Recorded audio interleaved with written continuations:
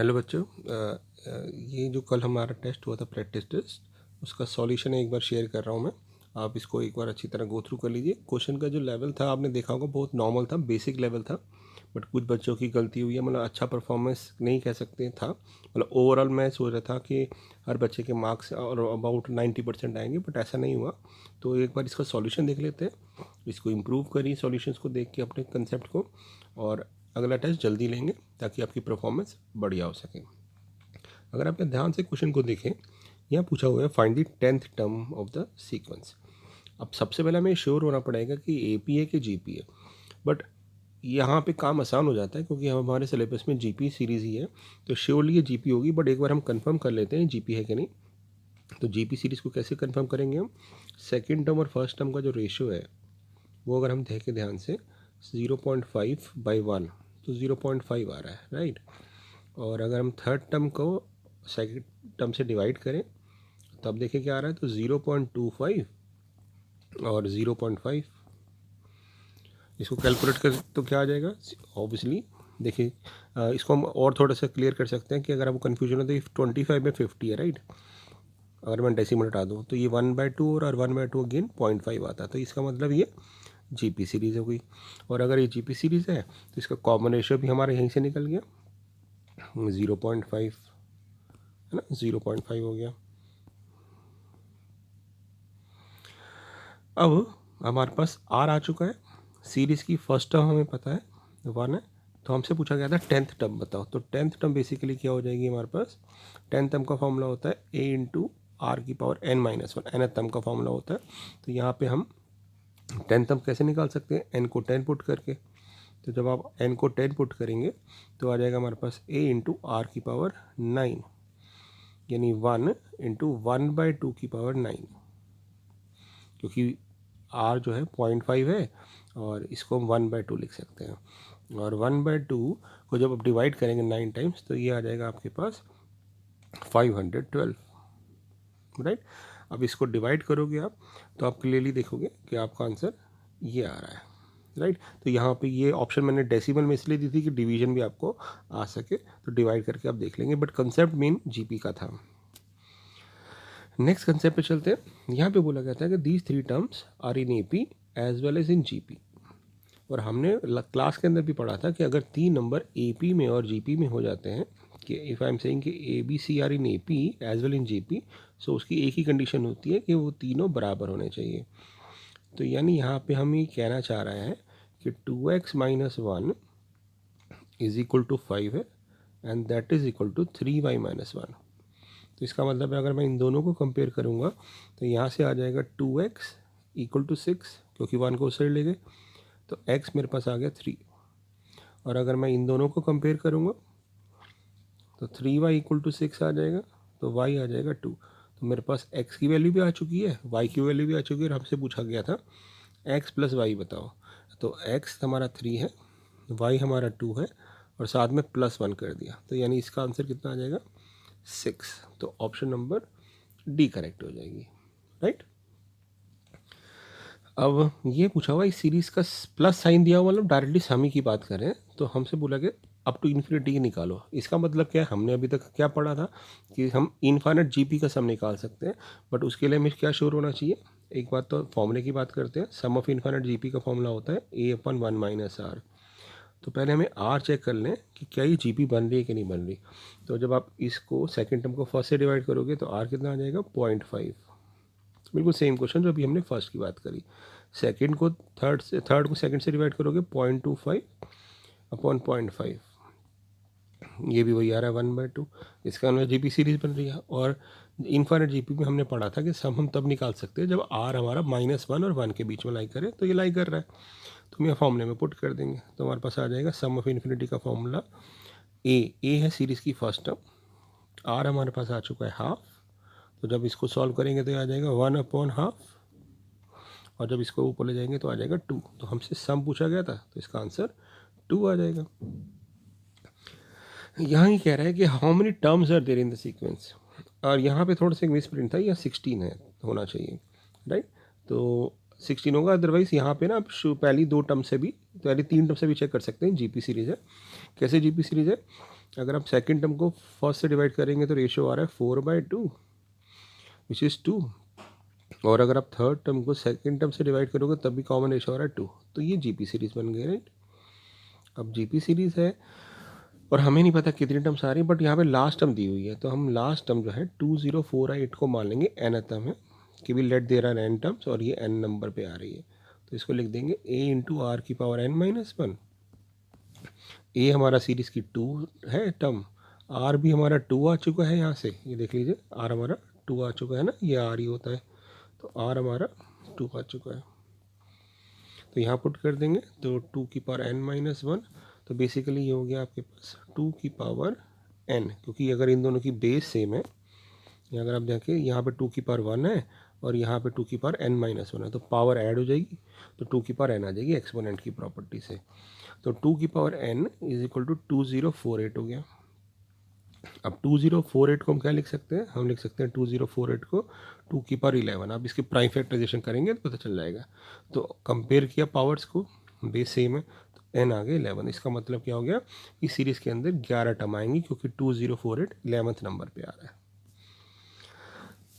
अब यहाँ पे रिवर्स ऑर्डर में क्वेश्चन पूछ लिया मैंने कि find the 11th term of the sequence. अब फिर से एक बार कंफर्म कर लेते हैं जीपी सीरीज़ है, तो जीपी सीरीज़ कैसे देखेंगे, अब तक तो आपको क्लियर हो गया होगा। सेकंड टर्म को फर्स्ट से डिवाइड किया, 2/1 2 आ गया, थर्ड टर्म को सेकंड टर्म से डिवाइड किया, 4/2 2 आ गया, तो ये दोनों सेम आ रहे हैं, इसका मतलब ये जीपी सीरीज़ है, it is a GP series, और विद कॉमन रेशियो हमारे पास आ गया 2, और सीरीज़ की फर्स्ट टर्म आ गई 1, ठीक है। अब इसमें आप एन टर्म का फॉर्मूला लगा दे देंगे, तो 11 टर्म क्या हो जाएगी हमारे पास, a इंटू आर की पावर n-1, यानी n को 1 पुट करेंगे तो हमारे पास आ जाएगा 10। अब इसमें 1 मिनट देखो आप, इसमें अगर आप a और r की वैल्यू पुट करो तो क्या आंसर आता है, एक बार ट्राई करोगे, 1 सेकेंड ट्राई करके देखिए, मतलब सिंपल है, a की वैल्यू पुट कर दो आप और r की वैल्यू पुट कर देते हैं, ठीक है, देखते हैं क्या आंसर आता है।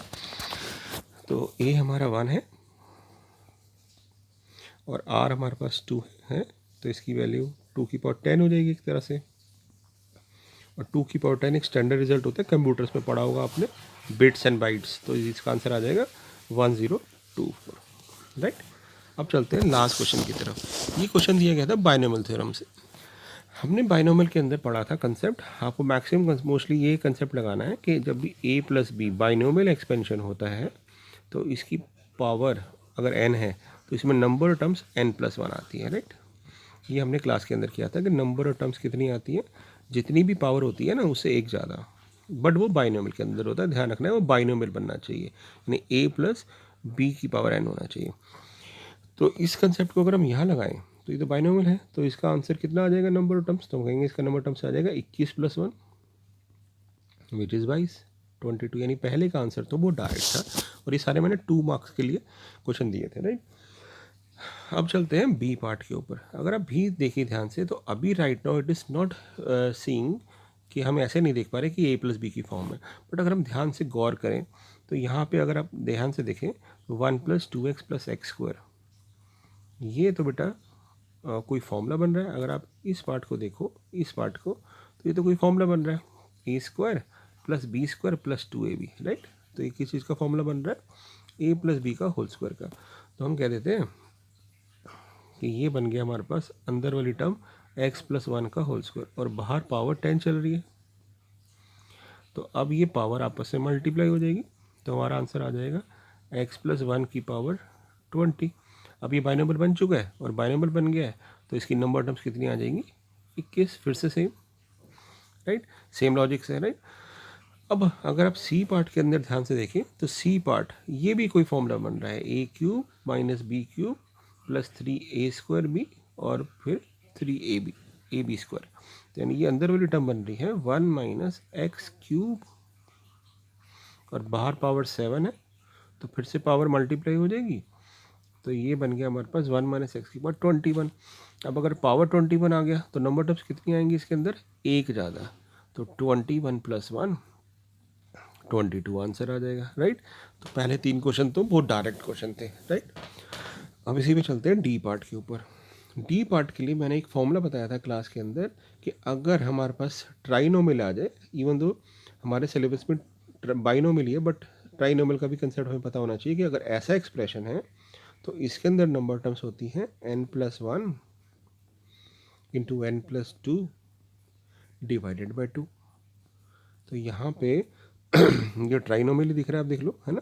तो यहाँ पे n कितना है 6, तो इसमें अगर हम फॉर्मूला लगाएंगे कि 2x + 3y + 4z की पावर 6 है, तो नंबर टर्म्स कितनी आएंगी, तो हम कहेंगे नंबर टर्म्स हमारे पास आ जाएंगी, ये ऊपर वाला फॉर्मूला लगा देते हैं हम, जो हमारा डायरेक्ट फॉर्मूला, ये याद भी कर लीजिएगा आप, ठीक है। ये फॉर्मूला लगा देते हैं तो क्या आएगा आंसर, देखिए शाबाश, n को n6 पुट करके देखो बेटा, तो ये आ जाएगा 6 + 1 7, 6 + 2 8 डिवाइडेड बाई 2, ये कैंसिल आउट हो गया, तो आपका आंसर आ गया 28, यानी इस वाले पार्ट के अंदर 28 टर्म आएगी। अब बस चलते हैं हम अपने लास्ट पार्ट के ऊपर। लास्ट पार्ट जो था वो था 2x + 3 की पावर 40, और यहाँ था 2x - 3 की पावर 40। अब हमें पता है कि यहाँ कितनी टर्म्स आएंगी 41 टर्म्स, क्योंकि n+1 बाइनोमियल है। यहाँ कितनी टर्म आएंगी 41, क्योंकि यहाँ पे भी n+1 है। बट अगर आप ध्यान से देखें तो यहाँ पे जो एक्सप्रेशन बन रहा है, ये बन रहा है a + b और ये बन रहा है a - b, यानी इनके रिजल्ट और इसके रिजल्ट आपस में बिल्कुल सेम आएंगे। बस फ़र्क क्या होगा कि जहाँ 3 आ रहा है इस वाले पार्ट में, वहाँ पे वो -3 बन जाएगा। इसका मतलब क्या होगा कि जब हमारे पास 3 की पावर्स आएंगी ऑड, वो नेगेटिव बन जाएंगे। यानी कहने का मतलब है, अगर आप इसको बेटा इसको अब 2x + 3 की पावर 40 खोलोगे तो हमने बोला 41 टर्म्स आएंगे इसके अंदर, राइट। और 41 टर्म कौन सी होंगी, इसको ऐसे नाम दे देते हैं, फर्स्ट टर्म होगी, सेकंड टर्म होगी, थर्ड टर्म होगी, ऐसे नाम दे देते हैं। नंबर, ये टर्म नहीं आएंगी, ये नंबर टर्म्स की बात कर रहा हूँ। ऐसे मेरे पास 40 और 41 टर्म्स आएंगे, राइट।